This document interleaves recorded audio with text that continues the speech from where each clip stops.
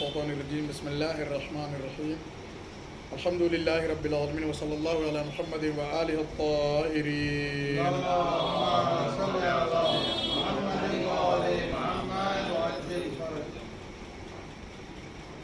وعلی اہل بیت الاطیبین الطاہرین ولعنۃ اللہ علی اعدائہم اجمعین۔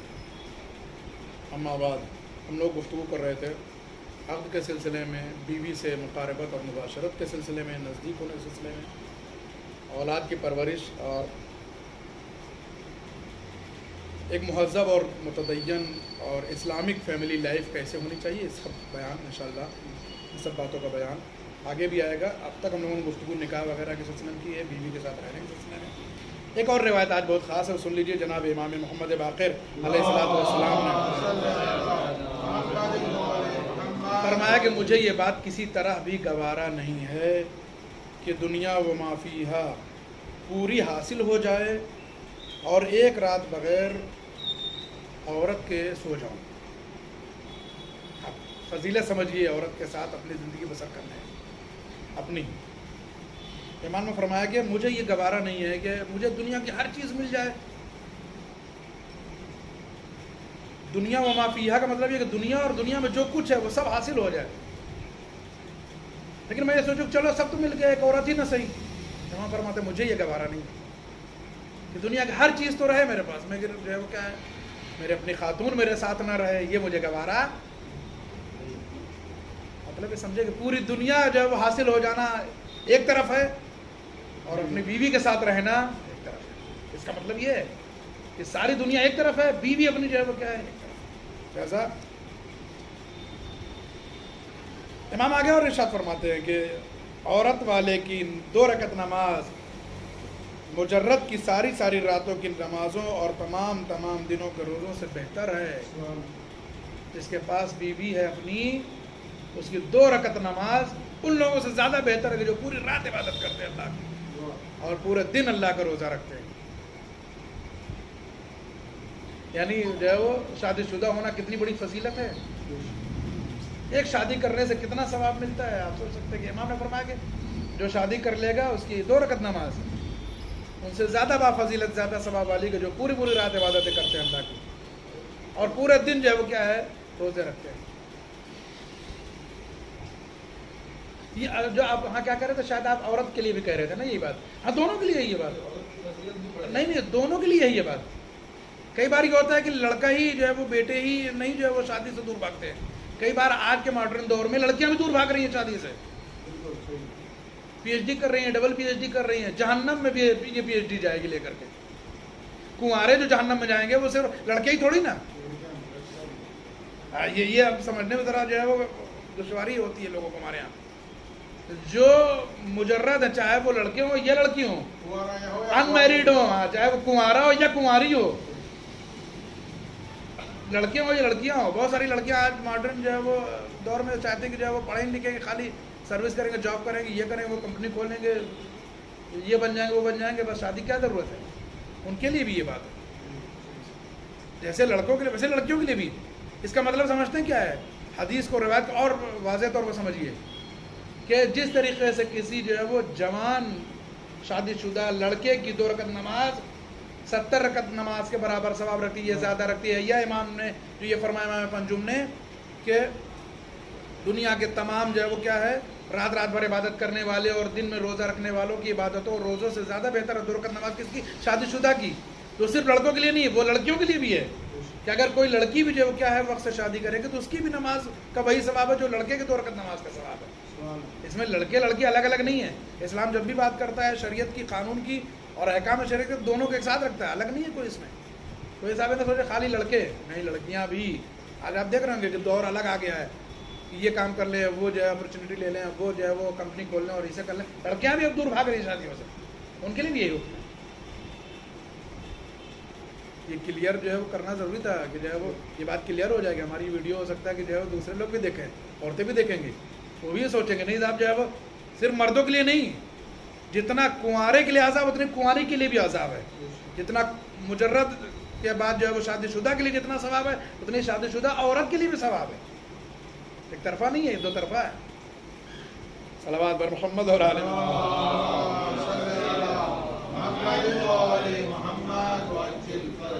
اب ایک حدیث رسول اللہ کی ہے کہ جو ہم لوگ خطبہ جمعہ میں بھی اس کو پڑھتے ہیں، وہ آیت بھی ہے جس میں رسول اللہ جو ہے وہ کیا ہے اپنی بات جو ہے وہ اور ایڈ کر رہے ہیں اپنی حدیث میں۔ آیت ہے کہ جو ہے وہ بسم اللہ الرحمن الرحیم، وہ خطبہ نکاح پڑھی جاتی ہے، بسم اللہ الرحمن الرحیم، انکحوا الایام منکم والصالحین من عبادکم وامائکم ان یکونوا فقراء یغنہم اللہ من فضلہ واللہ واسع علیم۔ نکاح کرو نا کس سے؟ یہ جو ہے وہ کنیزوں سے بھی اور صالح عورتوں سے کہ جو نیک ہیں، اور ڈرو نہیں فقر و فاقہ سے۔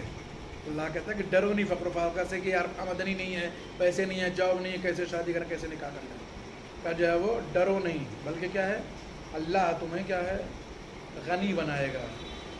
کس سے؟ من فضل، اپنے فضل و کرم سے تمہیں غنی کرے گا۔ اس ڈر میں نکاح نہ کرو جو ہے چھوڑ دو کہ جو ہے وہ کیا کریں گے ابھی تو جاب نہیں ہے، نہیں نکاح کرو۔ آدمی ہر طریقے ٹرائی مارتا ہے نا، جاب کے لیے، بزنس کے لیے، پیسے کے لیے، دولت کے لیے، ایک ٹرائی یہ بھی مارو۔ نکاح کرنا بھی ایک ٹرائی ہے، نکاح کرو، اس لیے کہ قرآن ضمانت لے رہا یغنہم اللہ من فضل، اللہ تمہیں کیا کرے گا اپنے فضل سے تمہیں غنی کر دے گا، مالدار کر دے گا۔ یہ کام یہ بھی ہے۔ جاب کے لیے ہر جگہ انٹرویو دے رہے ہو، ہر جگہ جو ہے وہ اپنا جو ہے وہ سی وی بھیج رہے ہو، اپنی جو ہے بایو ڈاٹا بھیج رہے ہو، ہر جگہ جو ہے کوشش کر رہے ہو، ہر جگہ امتحان دے رہے ہو، کہیں کامیابی نہیں مل رہی ہے، تو ایک بار یہ بھی کر کے دیکھ لو، نکاح بھی کر لو۔ وہ اس میں یہ بھی رکھو کہ اللہ کا وعدہ ہے نا کہ اللہ تمہیں غنی کرے گا۔ رسول اللہ کے لیے حدیث سن لیجیے، فرماتے ہیں حضرت رسول اللہ صلی اللہ علیہ وآلہ وسلم نے فرمایا کہ جو شخص افلاس و پریشانی کے ڈر سے نکاح نہ کرتا ہو اس میں کوئی شک نہیں کہ وہ خدا سے بدگمان ہے، کیونکہ حق تعالیٰ فرماتا ہے ان یکونوا فقراء یغنہم اللہ من فضلہ، اگر تم فقیر ہو نکاح کرو، تم کو ہم اپنے فضل سے کیا کریں گے غنی کر دیں گے۔ رسول اللہ نے فرمایا کہ ایسا کرنا کہ آدمی جو ہے وہ اس وقت جو ہے وہ خوف سے، اس ڈر سے کہ فقیر ہے، کیسے زندگی چلے گی، نکاح کر لیں گے، کیسے خرچے چلیں گے، تو وہ اللہ کے لیے بدگمان ہوتا ہے۔ اللہ سے بدگمانی کیا مناسب نہیں ہے۔ اس پر ہماری 2-3 ویڈیو جو ہے چھوٹی چھوٹی موجود ہے کہ اللہ سے بدگمانی نہیں کرنی چاہیے، ہمارے چینل میں موجود ہے۔ حدیث معتبر میں حضرت امام جعفر صادق علیہ السلام مقبول ہے عثمان ابن مطعون جو ہے وہ رسول اللہ حضرت محمد مصطفیٰ صلی اللہ علیہ وسلم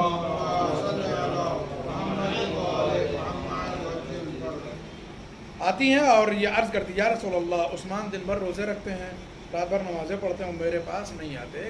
جو ہے وہ آدمی عثمان ابن مطعون، امام صادق فرماتے ہیں ان کی بیوی ایک دن رسول اللہ کے پاس ہے اور انہوں نے شکایت کی اپنے شوہر کی، کمپلین کی کہ رسول اللہ جو ہے ویسا ہے کہ ہمارے شوہر دن بھر روزے رکھتے ہیں، رات کے بھر عبادتیں کرتے ہیں، نمازیں پڑھتے ہیں، ہمارے پاس نہیں آتے۔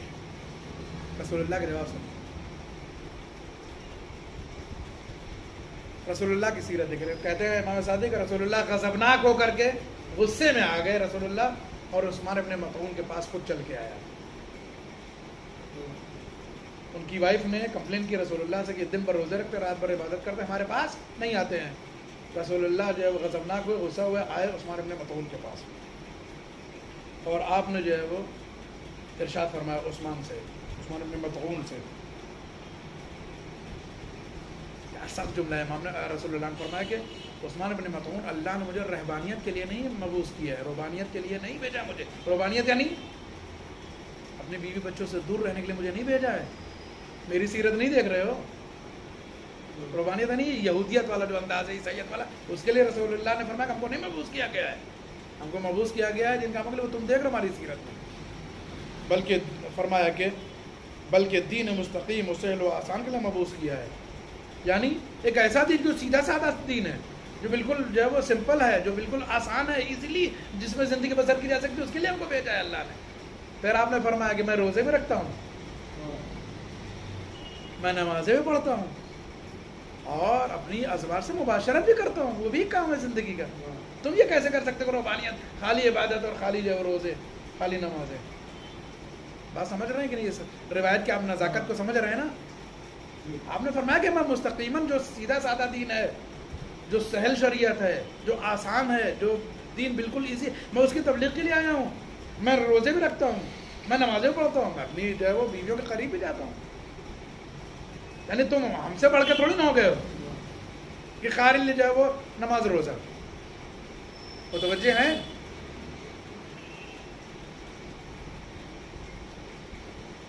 پھر رسول اللہ فرماتے ہیں عثمان ابن مطعون سے اور ساری دنیا سے، فرماتے ہیں کہ جو شخص میرے دین کا خواستگار ہو، یعنی اس بات کا بھی وہ دعویٰ کرتا ہو کہ میرے دین پر ہے وہ، تو اسے چاہیے کہ میری سنت پر عمل کرے۔ رسول اللہ نے فرمایا کہ میری سنت پر عمل کرے، غضبناک ہو کرے، غصہ ہو کے کہہ رہے ہیں کہ جو یہ کہتا ہے کہ میرے دین کا وہ پیروکار ہے، میرے دین پر چلتا ہے، وہ میری سنت پر عمل کرے، نہ یہ کہ خالی زبانی۔ اور جہاں میری اور سنتیں ہیں، رسول اللہ نے فرمایا وہی میری یہ بھی سنت ہے کہ عورتوں سے نکاح بھی کیا جائے، مباشرت بھی کی جائے، انہیں ٹائم دیا جائے، ان کے قریب جایا جائے۔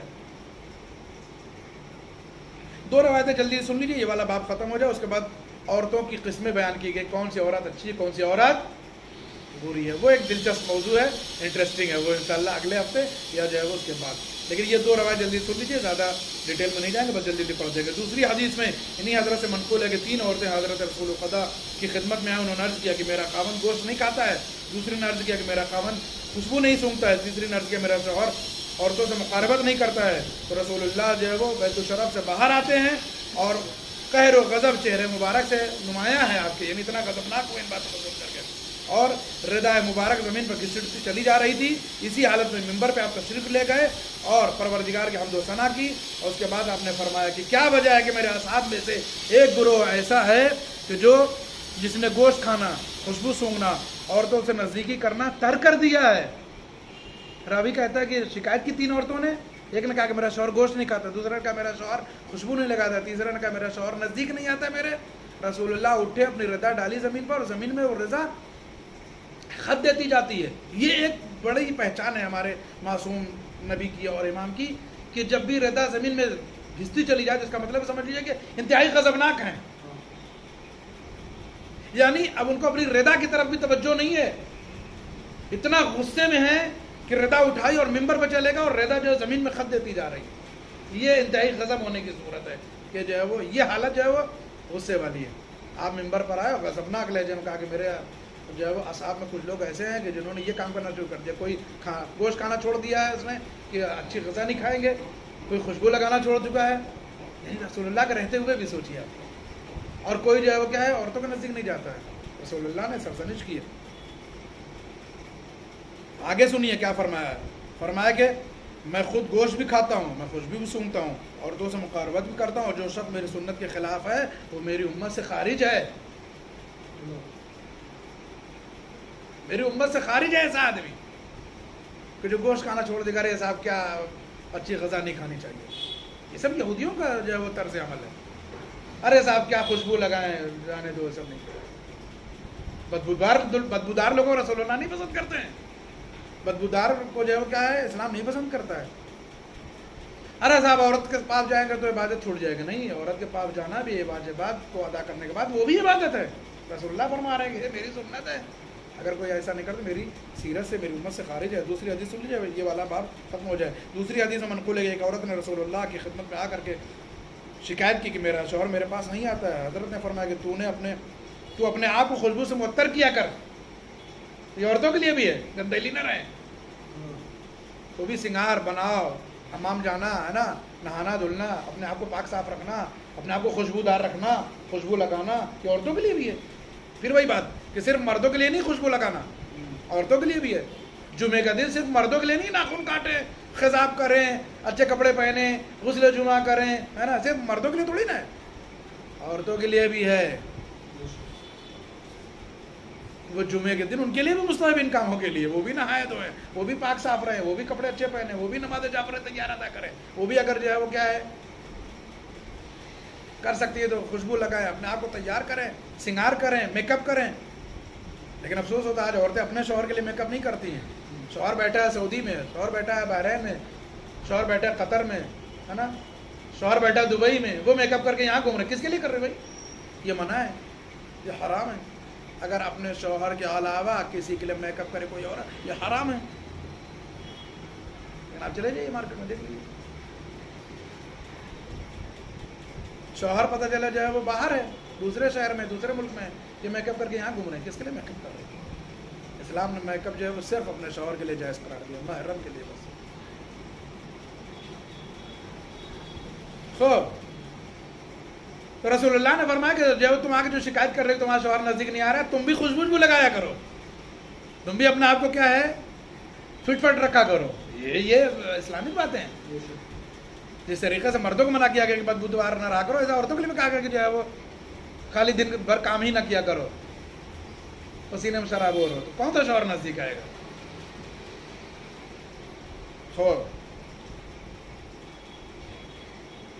رسول اللہ نے فرمایا خوشبو سے اپنے آپ کو معطر کیا کرو, مہکایا کرو, تم بھی تو مہکو تب وہ تمہارے نزدیک آئے گا. اس نے کہا کہ جو ہے وہ عرض کی کہ ہر خوشبو سے اپنے آپ کو ہم نے معطر کر کے دیکھ لیا ہے. یعنی کچھ لوگ اتنے بھی خراب ہوتے ہیں کہ اپنی بیوی اتنی اچھی ہے اتنے قاعدے کہ پھر بھی جو ہے وہ نہیں جاتے ہیں, وہ بہر صورت دور ہی رہتا ہے.